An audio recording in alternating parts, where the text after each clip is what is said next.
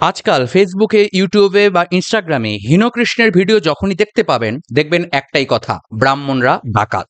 আর কিছু অমানুষ রয়েছেন যারা বলেন মতুয়ারা আসলে হিন্দুই নয়, ব্রাহ্মণরা মতুয়াদের শত্রু। কিন্তু আজকের দিনে যখন বাংলাদেশে হিন্দুদের ওপর এরকম প্রচণ্ড অত্যাচার হচ্ছে,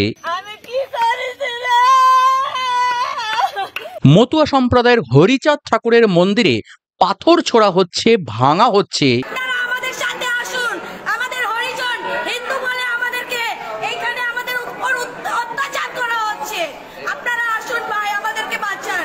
তখন কোনো হীনকৃষ্ণকে আপনি খুঁজেই পাবেন না। কিন্তু একজন দিদির একটি ভিডিও পেয়েছি যেখানে সেই দিদি ভাই নিজেকে মতুয়া বলছেন এবং স্পষ্টতই তিনি এর প্রতিবাদ জানাচ্ছেন দৃপ্ত কণ্ঠে। দেখুন কি বলছেন সেই দিদি।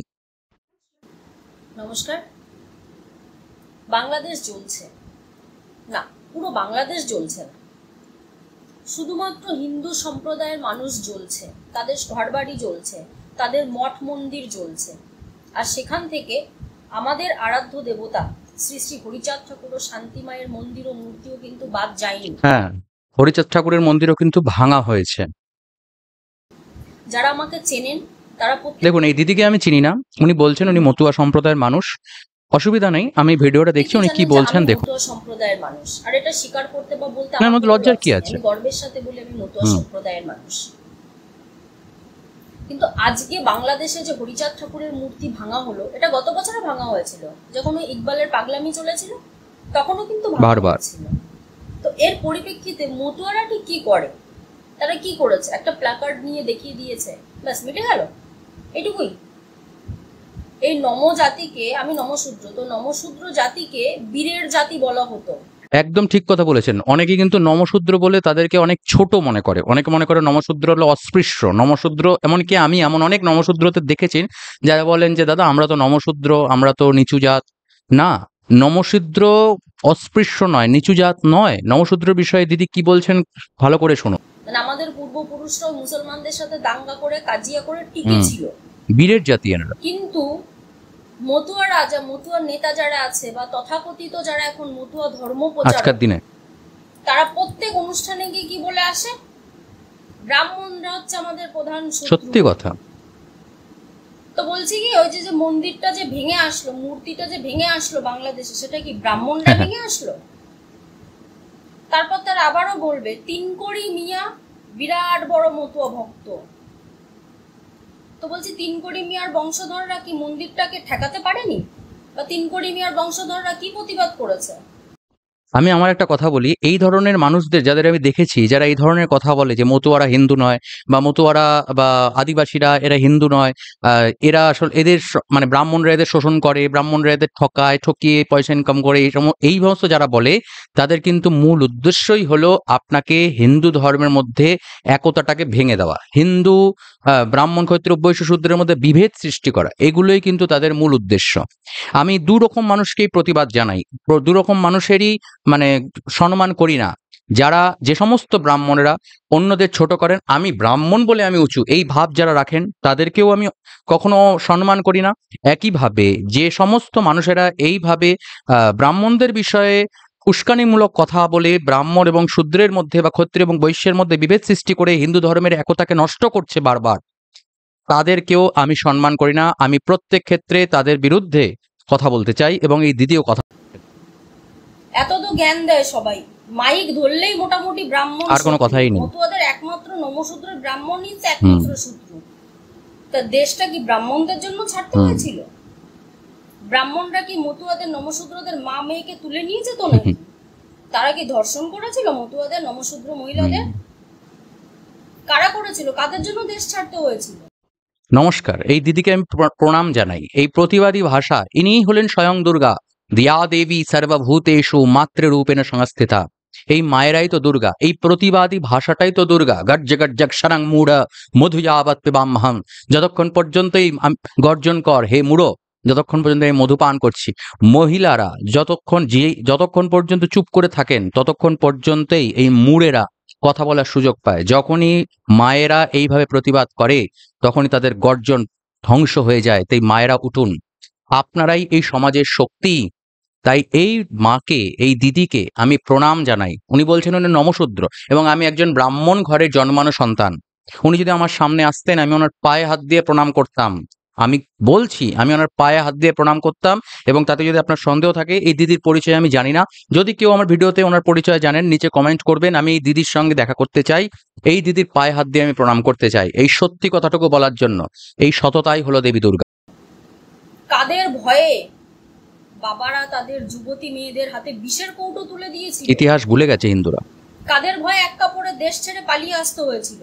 কাদের ভয়ে রান্না করা ভাত রেখে পালিয়ে আসতে হয়েছিল? ব্রাহ্মণদের ভয়ে। ব্রাহ্মণরা তাড়িয়েছিল, এগুলো ব্রাহ্মণরা তারা করেছিল। এক পচা ক্যাসেট, সমস্ত অনুষ্ঠানে গিয়ে এক পচা ক্যাসেট বাজিয়ে যাবে। রাজনৈতিক বক্তব্য হোক বা ধর্মীয় বক্তব্য, সেই জিস্ট একটাই, ব্রাহ্মণরা হচ্ছে আমাদের প্রধান শত্রু। এটাই হচ্ছে জিস্ট। না, ব্রাহ্মণরা আমাদের প্রধান শত্রু না, আমাদের প্রধান শত্রু হচ্ছে মুসলমানরা। 207 বছর আগেকার এক ক্যাসেট বাজিয়ে বাজিয়ে আজকে মতুয়াদেরকে ফুটো জগন্নাথ করে রেখে দিছে। নমশূদ্র সম্প্রদায় যারা বীরের জাতি ছিল, যারা ঢাল সরকি যাদের ঘরে পাওয়া যেত, তাদেরকে আজকে ফুটো জগন্নাথ বানায় রেখেছে শুধুমাত্র এইসব ভণ্ড ধর্ম প্রচারকরা, যারা বলে যে আমি মতুয়া ধর্মের প্রচারক। কারণ আমি কি ইসলাম ধর্মের অনুসারী নাকি যে মতুয়া ধর্মের প্রচার করতে হবে? মতুয়ার ঘরে মতুয়া জন্ম নেবে, মতুয়া ধর্ম প্রচার করার কোনো প্রয়োজন নেই। এক ভাঙা ক্যাসেট সমস্ত জায়গায় গিয়ে বাজিয়ে বাজিয়ে আজকে মতুয়াদের এই জায়গায় দাঁড় করে। তাদের মানে কথা একটাই শুধু, পুরোহিত দিয়ে পুজো করানো যাবে না, মতুয়া মতে শ্রাদ্ধ করো, মতুয়া মতে বিয়ে করো, আর গাদা গাদা খিচুড়ি খাও। হরিচাঁদ ঠাকুর এই জন্য আন্দোলন করেছিলেন, গুরুচাঁদ ঠাকুর এই জন্য কি একটা প্রণম্য হরিচাঁদ ঠাকুর, প্রণম্য। এই হরিচাঁদ ঠাকুরের বিষয়ে আমি একটু পড়াশোনা করেছিলাম। ওনার মতামত, ওনার ভাবধারা হিন্দু ধর্মের থেকে আলাদা কিছুই নয়। উনি শুধু সহজভাবে তত্ত্বটাকে সাধারণ মানুষের জন্য তুলে এনেছিলেন। তিনি আলাদাভাবে করেছিলেন, তার কারণ হলো তিনি কখনো এটা বলেননি যে এই সমগ্র সংসারের সমস্ত ব্রাহ্মণদের তুমি এ করে দাও। এগুলো নয়, এগুলো কখনো মতুয়াদের দর্শন হতে পারে না। বিভেদ সৃষ্টি করা কখনো হয় না, এর দ্বারা কখনো জাতির উন্নতি হতে পারে না। এই ভিডিও দেখার পরে একদল বিরাট বড় মতুয়ারা এসে বলবে কি গুরুচাঁদ ঠাকুরকে ব্রাহ্মণরা স্কুলে পড়াশোনা করতে দেয়নি, মন্দিরে ঢুকতে দেয়নি, তাই গুরুচাঁদ ঠাকুর মাদ্রাসায় শিক্ষা লাভ করেছিল। মেনে নিলাম তোমাদের। আমিও বলছি যদি এরকম হয়ে থাকে আমিও সেই ব্রাহ্মণদের অবমাননার প্রতিবাদ জানাই। এটা কখনো করা উচিত নয়। কিন্তু তা বলে আজকের দিনে, আজ থেকে 30 বছর বা 40 বছর বা 300 বছর আগে কি হয়েছে সেটা নিয়ে আজকের দিনেও ক্যাসেট বাজিয়ে বাজিয়ে যদি আপনি হিন্দুদের মধ্যে বা যারা হিন্দুদের মধ্যে এই একতাকে নষ্ট করার পরিকল্পনা করে তাদের প্রতিবাদ এই দিদির মতো। তো ঠাকুর মাদ্রাসা কেন বানায়নি? মাদ্রাসায় উনি যদি শিক্ষা লাভ করে থাকেন আর মাদ্রাসা যদি এত ভালো শিক্ষা দিয়ে থাকে, তাহলে ঠাকুর মাদ্রাসা কেন বানায়নি? এতগুলো স্কুল কেন বানিয়ে? যুক্তিপূর্ণ কথা। তিনি কেন বলেছিলেন ছেলে মেয়েকে শিক্ষা দিতে? হরিচাঁদ ঠাকুর এই শিক্ষার ওপর খুব জোর দিয়েছিলেন। হরিচাঁদ ঠাকুর বলেছিলেন যে শিক্ষাই হলো একমাত্র আলো। একই কথাই গীতাতেও রয়েছে, নহি জ্ঞানান সদৃশম পবিত্রম হিয়া বিদ্যাতে। সেই বাক্যটাই তো হরিচাঁদ ঠাকুর বলেছেন। শিক্ষার ছাড়া কখনো জাতির উন্নতি হতে পারে না। শিক্ষা বা জ্ঞানের আলোতেই জাতির উন্নতি হয়।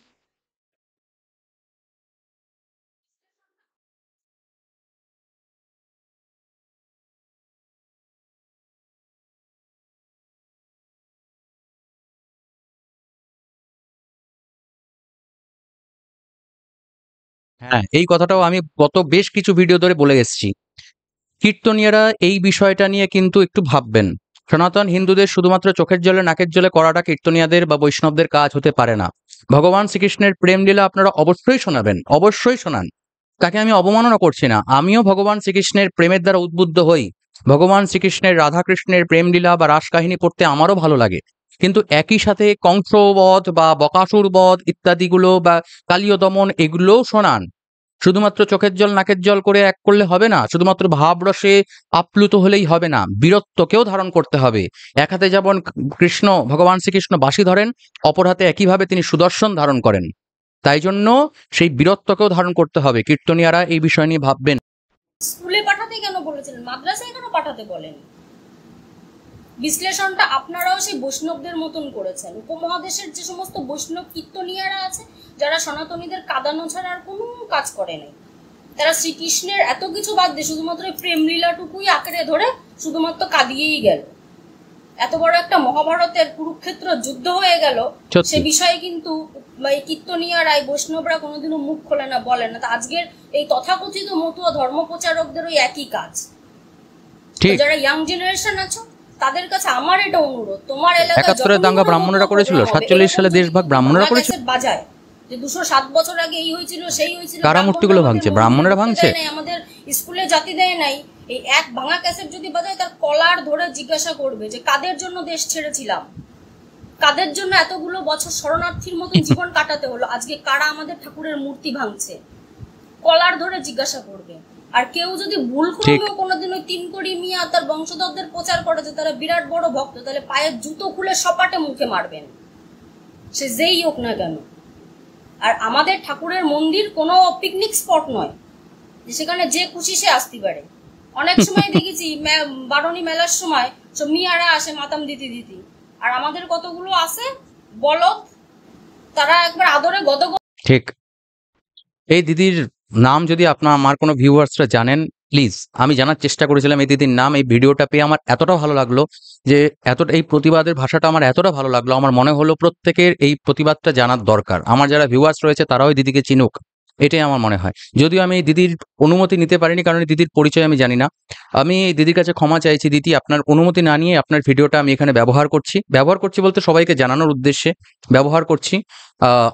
যদি আপনি আমার এই ভিডিওটা দেখেন, কাইন্ডলি আমার ফেসবুকে এসে আপনি আমাকে যোগাযোগ করবেন, আমি আপনার সঙ্গে কথা বলতে চাই। আপনার এই প্রতিবাদের ভাষার জন্য আপনাকে আমি প্রণাম জানাতে চাই পার্সোনালি। কিংবা আমার যদি কোনো ভিউয়ার্সরা ওনাকে চিনে থাকেন, ওনার নাম জেনে থাকেন, বা ওনার ফেসবুক বা ইনস্টাগ্রামের আইডি সম্পর্কে আপনাদের যদি কোনো আইডিয়া থাকে, প্লিজ আমাকে একটু ইনফর্ম করবেন।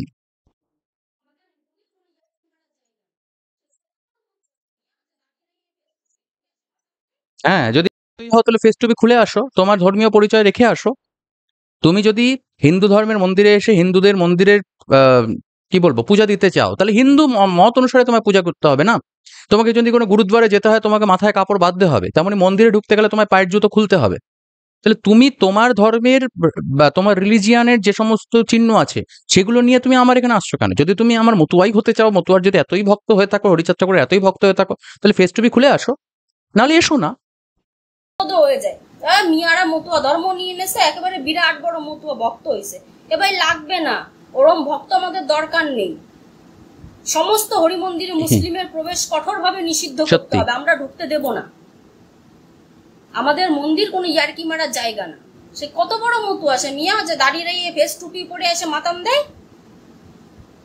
আর যারা এই ধরনের গল্প বলে থাকে বা এই ধরনের গল্প বলতে আনন্দ পায়, তারা তাহলে 3 কোটি বংশধরদের সাথে আত্মীয়তা করে মতুয়াটাকে ত্যাগ করো। ভাই তোমরা ত্যাগ করো।